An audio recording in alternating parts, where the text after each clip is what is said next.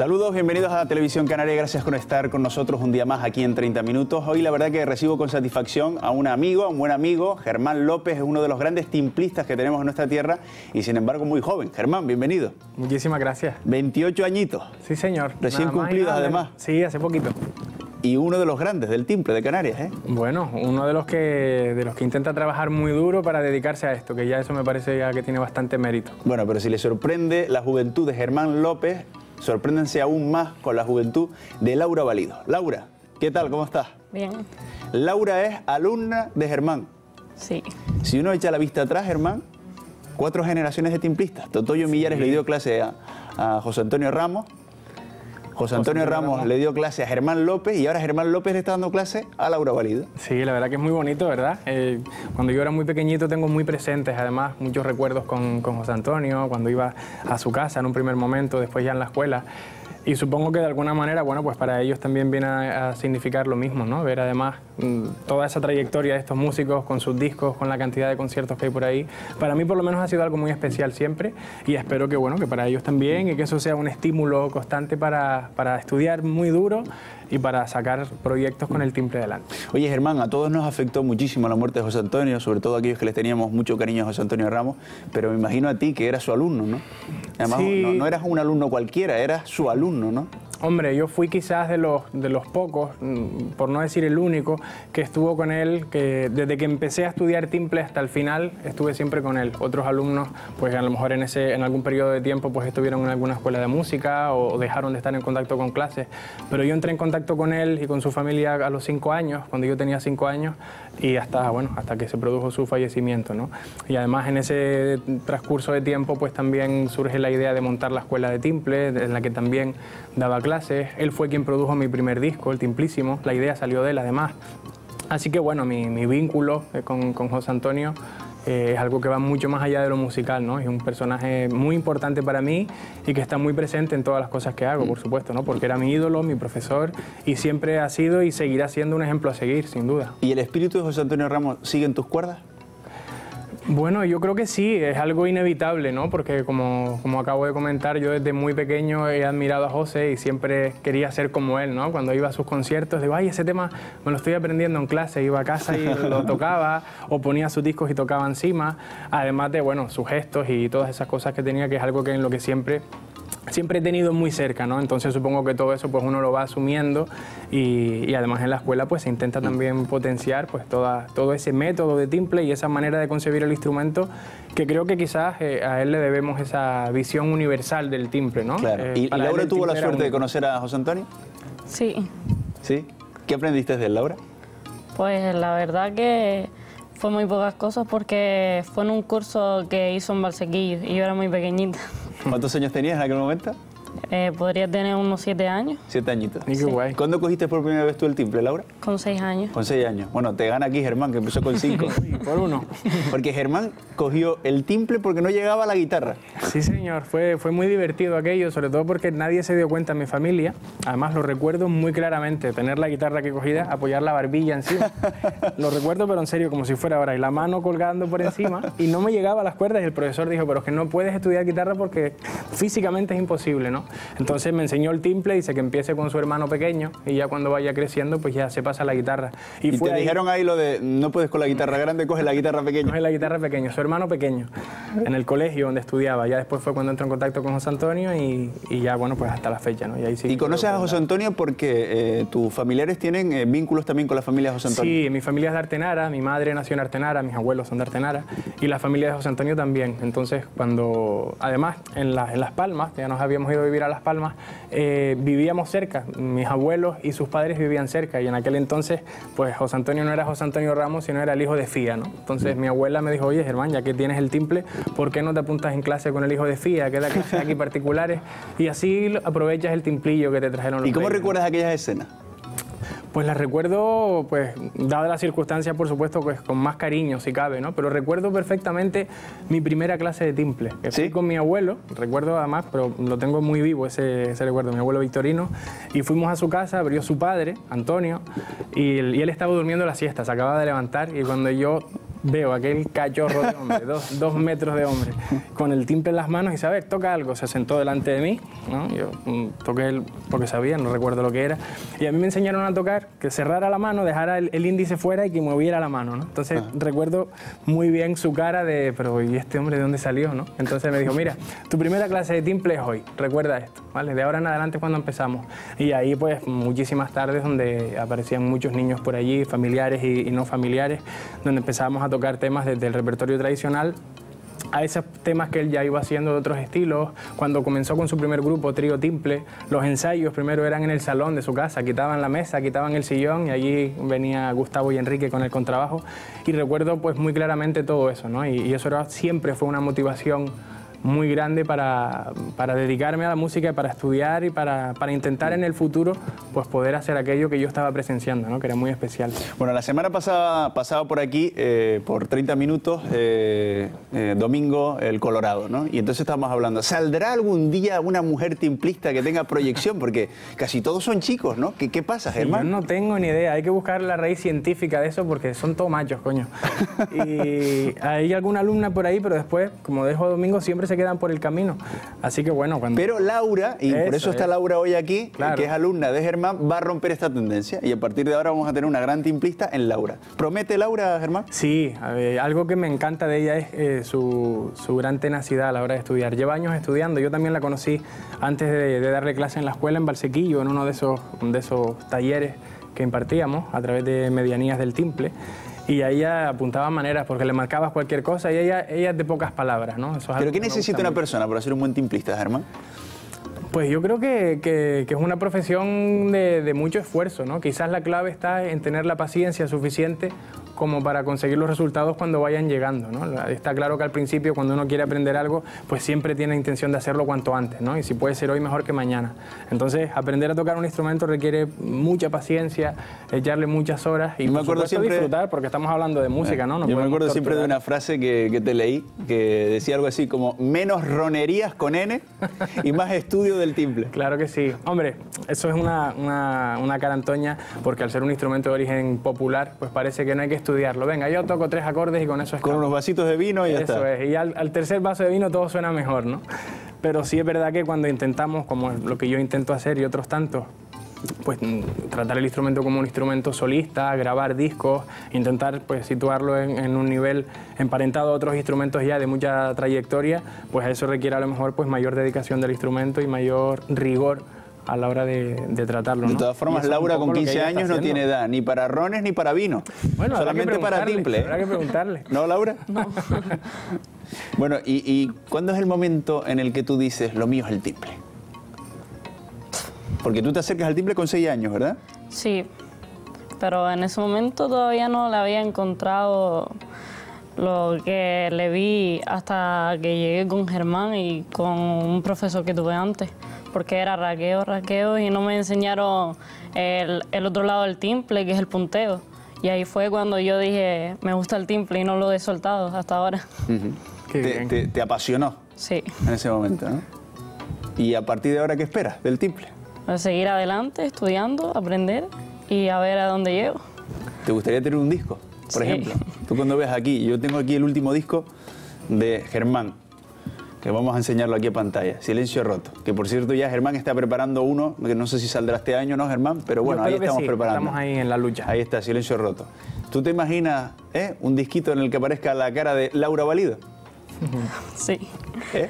Sí. O a lo mejor en el próximo disco metemos a Laura como hizo José Antonio contigo, ¿no? Por supuesto que sí. Eso son cosas que siempre están en mente, ¿no? Y además, para mí es muy importante la labor docente del timple, ¿no? Me gusta mucho dar clases, me lo paso muy bien y valoro mucho, sinceramente, pues que haya jóvenes y no tan jóvenes, porque también hay muchos adultos que se acercan a estudiar el timple, pues que quieran dedicar su tiempo al instrumento y que quieran pues montar proyectos y montar grupos, grabar discos, porque creo que lo más importante por encima de todo es el timple y es la música, ¿no? Nosotros estamos de paso y todo eso queda ahí, ¿no? Entonces, que Laura, pues que la escuela está en Las Palmas, que ella venga de Valsequillo un día a la semana, que coja el coche para coger una hora de clase, que montemos temas y que estudie, eso para mí es algo muy valioso, ¿no? Y me siento un privilegiado, pues por poder formar parte de todo ese engranaje, ¿no? Como me ocurrió a mí en su día con José Antonio, y yo espero, bueno, pues colaborar en lo que en mis manos esté, valga la redundancia, para que ella y todos los alumnos pues aprendan el instrumento y lo amen, pues como yo lo amo, para dedicarnos a esto. Oye, Germán, tú das clase de timple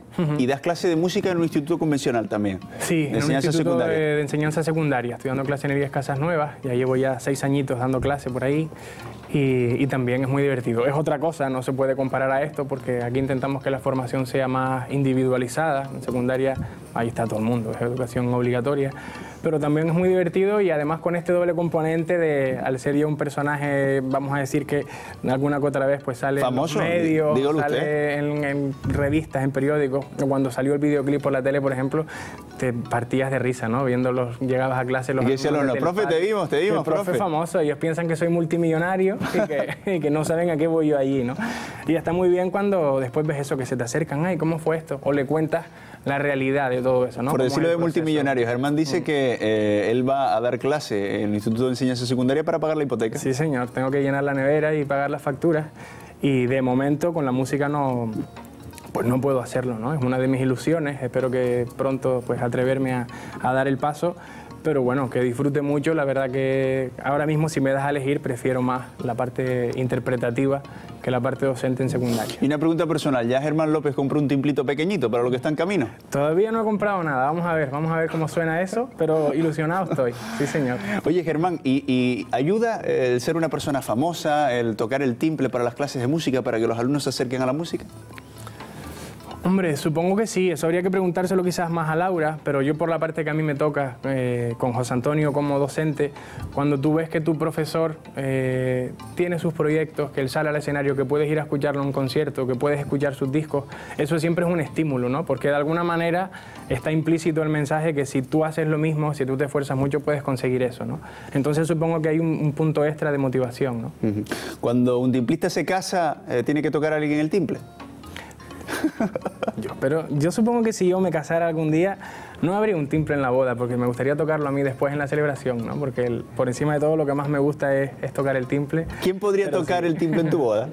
Porque mira que has compartido tu escenario con grandes, ¿eh? Esa pregunta está muy bien. Pues todo aquel que quisiera, ¿Tú has tocado con Benito Cabrera, con José Antonio Ramos, con Totoyo? Han coincidido en el escenario, ¿no? Con el Colorado. Sí, sí. Has tocado con todos los grandes, pues ¿no? Mira, ahora que lo dices, sí, nunca me había parado a pensar esto. La verdad que lo más especial quizás ha sido tocar con Totoyo, ¿no? Porque, sobre todo por eso que decías antes, ¿no? Totoyo es el gran maestro. Dio clase a José Antonio me dio clase a mí, y en el proyecto de Las Manos del Maestro hubo oportunidad de hacer varios conciertos donde estaban Totoyo, José Antonio y yo, ¿no? Entonces, mirar a un lado y tocar la polca majorera, por ejemplo, que es el primer tema que yo aprendí a tocar punteado con el timple, tocarlo y ver a Totoyo, que fue quien lo creó ahí, pues es algo muy especial, ¿no? Pero la verdad que creo que la vida me ha tratado bien y estoy muy agradecido por eso, en cuanto a que he podido dedicarme a esto, como te digo, y haber conocido a gente pues muy potente y de la que he podido aprender mucho, ¿no? Que creo que es algo muy importante. Oye, los timples están sobre la mesa no por casualidad, sino porque yo les he pedido el favor de que se trajeran los timples para escucharles tocar algo a los dos, ¿no? Claro que sí. A profesor y alumno, ¿nos animamos? ¿Qué Por podemos supuesto. tocar, Germán? Si quieres tocamos esa polca a la que acabo de hacer mención, ¿vale? Para mí... La polca del maestro. La polca majorera de Totoyo. Vamos a la orilla. Vamos allá. Venga. Bueno, pues vamos a escuchar a Germán López y a Laura Valido, profesor y alumna, que pueden despuntar dentro de muy poquito. A ver la afinación. Vamos allá. 1, 2, 3 y...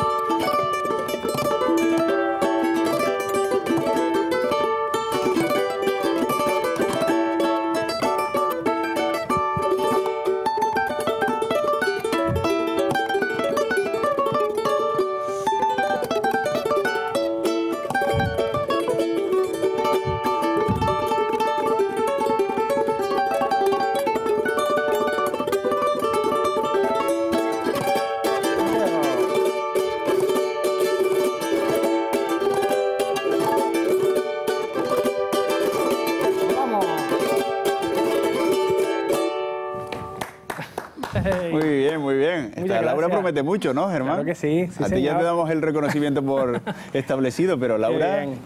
Oye, Laura, enhorabuena. Felicidades, muy bien. Y todavía nos queda un tema más que han preparado para el final del programa. Por cierto, ¿de qué se hacen los timples? ¿Cómo se hacen los timples y dónde? Pues los timples hay de muchos tipos y sobre todo diferentes calidades. Hay varias maderas, que son las que se suelen utilizar: palo santo, roble, bengué. Yo tengo uno de los timples con bengué. Tengo otro con una madera que se llama bubinga africana. Y la verdad que un poco en esto cada maestrillo tiene su librillo, ¿no? Y donde, pues, lógicamente, al ser un instrumento regional, en Canarias es donde están la mayoría de constructores, pero sí cabe destacar quizás uno, por lo anecdótico, que es un luthier chileno, pero que vive en Madrid, se llama Marco Buitano, que fue el que hizo el timple MIDI, el timple MIDI que tenía José Antonio, que bueno, yo también tengo uno. Y a mí me llamó mucho la atención cuando hay un señor que viene de Chile a España para hacer guitarras flamencas, conoce a José Antonio y de ahí sale la idea de fabricar un timple MIDI, ¿no? Así que... ¿Y tú tienes uno de él también? Yo tengo dos timples de él, un timple electroacústico como este y otro timple MIDI, ¿no? Este en este caso es de Jesús Mallín, que fue el que hizo el primer timple electroacústico de la historia. ¿Qué es un timple electroacústico? Explícanos, Germán. ¿Este timple es electroacústico, Laura? No, este sí. Un timple electroacústico es un timple igual que otro, pero que tiene un sistema de amplificación, un piezo eléctrico, en este caso situado aquí debajo, y que la vibración de las cuerdas pues permite amplificarlas, ¿no? Esos timples enchufados, que se suele decir por ahí, ¿no? Entonces, el timple lo conectas mediante un cable y lo puedes meter a un altavoz, ¿no? ¿Y se mejora el sonido así, Germán? Se puede mejorar el sonido en cuanto a que lo puedes meter en diferentes aparatos, filtros sonoros, pero la idea realmente surge como necesidad. Pues cuando José Antonio y Benito principalmente empiezan a tocar en bandas donde hay una batería, donde hay mucha percusión, que además te permite la movilidad, no tienes que tener un micro delante. Y esa es un poco donde surgió el primer paso para hacer un timple electroacústico. Es mucho más cómodo realmente, ¿no? Y el timple de Laura en este caso es un timple totalmente acústico, que no tiene sistema de amplificación, pero vemos que los dos timples suenan exactamente igual. ¿Tú cuántos timples tienes, dices? El otro día los conté, creo que son 8 timples, desde el primero que tuve. ¿Y este es uno de los preferidos? Este es el preferido, este es el último que tengo, este es el octavo. Tengo 8 timples, pero porque digamos que con el paso del tiempo pues se van deteriorando, ¿no? No son instrumentos, desgraciadamente, que tengan a lo mejor la calidad que podemos encontrar en otros. Y con el paso del tiempo, pues al ser un instrumento de mucha tensión, aquí no sé si había 8 o 10 kilos de presión, pues las tapas se van hundiendo, el mástil se va torciendo y todo eso tiene una repercusión directa en la afinación del instrumento. Porque ¿qué vida útil tiene un timple? Debería tener toda la vida útil posible. Este instrumento, por ejemplo, tiene ya como 7 o 8 años de fabricado, o incluso más, a lo mejor me quedo corto. Entonces, ¿y a ti se te pierde ahora mismo este timple, Germán? Y a mí me da algo, porque no tengo otro así decente con el que tocar. ¿Y uno supersticioso con el timple? Quiero decir, uno da un concierto y le va bien con ese timple y después uno quiere seguir con ese timple, ¿o no? A mí no me ha ocurrido, yo soy más que supersticioso, intento ser prudente, pues un poco por lo que te estoy diciendo, ¿no? Los timples no puedes ir a una tienda y comprarte un repuesto como puede ocurrir con una guitarra, ¿no? Entonces el piezo eléctrico te falla y ya te quedas vendido, si estás sobre todo fuera de Canarias, ¿no? Entonces yo siempre suelo ir a los conciertos con 2 timples, tengo uno de de Jesús como los tenistas, con varias raquetas, sí, señor, ¿no? Ahí tengo un estuche que parece que llevo a un familiar dentro, pues no, son los timples, y ese que es de Francisco de Rosas, que con uno similar fue con el que grabé Silencio Roto, con el que grabamos el disco de Silencio Roto. Entonces suelo ir con los dos, pero este instrumento la verdad que está muy bien compensado. Agradezco mucho a Jesús Mallín pues el trabajo que ha hecho. Perteneció a Carlos Oramas. ¿Sí? Este timple originalmente era de Carlos Oramas y yo he podido adquirirlo después de muchos años, y para mí aquí hay un símbolo de... Una pieza de museo casi. Totoyo también lo estuvo tocando, así que este instrumento ha pasado por manos muy interesantes y para mí es un lujo pues poder tocarlo todos los días. O sea que tenemos aquí una joyita. Sí, señor. Podemos así inclinar un poquito para que claro lo vean. Sí. Es una joyita lo que tenemos aquí. Sí, oye, sí. Germán, ¿y cuánto vale un timple? Pues un poco varían los precios en función de todas estas calidades. Un timple de concierto, por ejemplo estos, está en torno a los 1.200, 1.300 euros, pero podemos encontrar timples desde 80, 90 euros, el famoso timple de souvenir de poner en una estantería, eso por 70, 80 euros lo tienes, y ya con entre 200 y 400 euros ya puedes tener un timple como para estudiar con un mínimo de calidad, pero ya cuando te vas a esto, donde tienes el sistema de amplificación, las clavijas son de muchísima precisión, y además el trabajo del luthier, ¿no? Es un instrumento hecho a mano, Y es una de las penas que tiene, ¿no? Que no haya una formación en lutería y unas escuelas que con el paso del tiempo pues los instrumentos se puedan mantener. Digamos porque nos aquí quedan pocos artesanos del timple en Canarias. hay muchos, la verdad que hay muchos, pero yo creo que buenos que tengan un conocimiento técnico del instrumento, de la acústica, del rendimiento del instrumento, creo que son pocos, ¿no? Creo que se pueden contar con los dedos de una mano, aunque también es verdad que es un terreno en el que no estoy muy preparado como para opinar, pero sí es verdad que ver un timple de muchísima calidad son contados los que hay por ahí, ¿no? ¿Y qué se puede hacer? ¿Se puede montar una escuela de Hombre, yo creo fabricación que de timples? en todos estos casos lo importante es que haya un apoyo institucional para que las personas que se dedican a hacer timples pues puedan tener sus alumnos y esa labor se permanezca en el tiempo, ¿no? Porque un timple de eso es, como decías tú, de souvenir, que se le regala a cualquiera que viene de visita por el archipiélago, muy típico con los políticos, Sí, ¿no? claro. Eso lo hace cualquiera, ¿no? Yo creo que no es muy complicado, ¿no? De hecho hay libros por ahí, cómo hacer un timple, ¿no? Pues imagínate que hay un libro que dice cómo operar a corazón abierto a una persona. Pues sí, corte por aquí, enganche este tubo con lo otro, pero el cirujano que es el bueno, ese es en el que nosotros nos pondríamos, ¿no? Si tuviéramos que operarnos a corazón abierto. Y un poco con esto ocurre lo mismo. Si tienes que grabar un disco en el que la afinación tiene que ser perfecta, en el que estás interpretando y tienes que tener una calidad sonora pues muy alta, lo interesante es que el instrumento sea de mayor calidad y han mejorado muchísimo los timples, ¿no? Sobre todo cuando aparece la figura del instrumentista, del timplista, solista, donde se requiere de una calidad del instrumento, ahí es cuando un poco los artesanos han puesto las pilas, pero sí creo, y a lo mejor es un tanto osada mi comentario, es un tanto osado, que todavía debería y podría mejorar la calidad técnica de los timples respecto a lo que se requiere de ellos, ¿no? Oye, tú que eres un músico joven, tienes 28 años, ¿qué músicos de fuera de nuestra tierra, de fuera de Canarias, están apreciando la música del timple? Pues músicos, bueno, para empezar el propio Andreas, que casi que ya él podría ser que canario. Es el productor de tu disco, sí, compañero de José Antonio Ramos.